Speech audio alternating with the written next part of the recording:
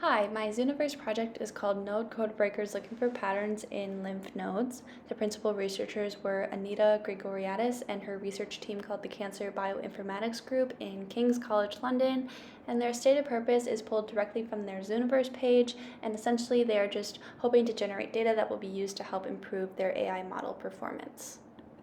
And the description of the project is basically for researchers or volunteers to manually identify germinal centers from given data of real lymph nodes of real breast cancer patients.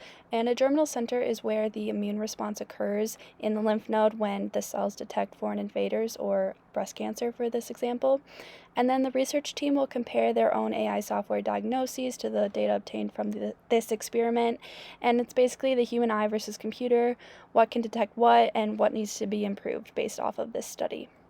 And I chose this project because it seemed really interesting, and I think that improving software will improve the livelihoods of anybody, not just breast cancer patients.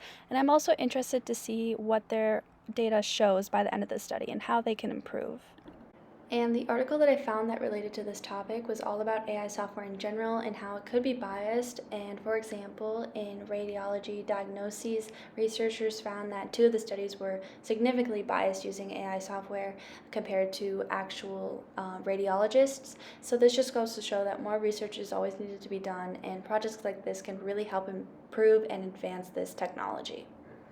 So essentially what I did was that I read through their how-to tutorial on how to detect what a germinal center actually is, and based off the photo on the right, it's like a light pink circle surrounded by a darker pink outline.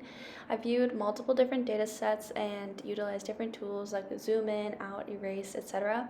And then I marked the clear germinal centers in green pen, and if there were unsure spots, I used the red pen, and I went through about 30 data sets. So here are some examples of what I did. There's an example on the top and the bottom. As you can see, there were some unclear spots, there were some clear spots, there were some images that are clearer than others. Overall, I did this for about 30 different data sets. So what did I learn? I learned that it can be very difficult to diagnose sometimes. As you can see the image on the right, it was kind of hard to determine if there was a germinal center or not, so I can see why AI modeling accuracy is being taken into consideration.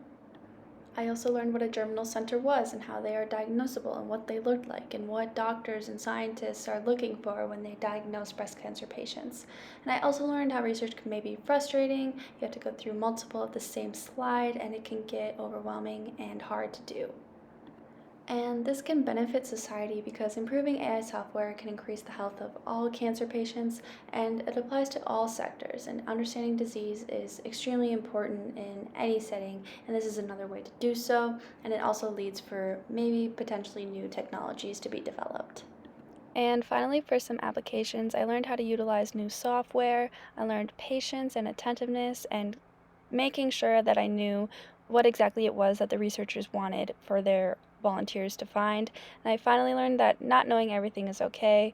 It can be difficult sometimes, but the most important thing is to try, and these are all applicable for any kinds of research.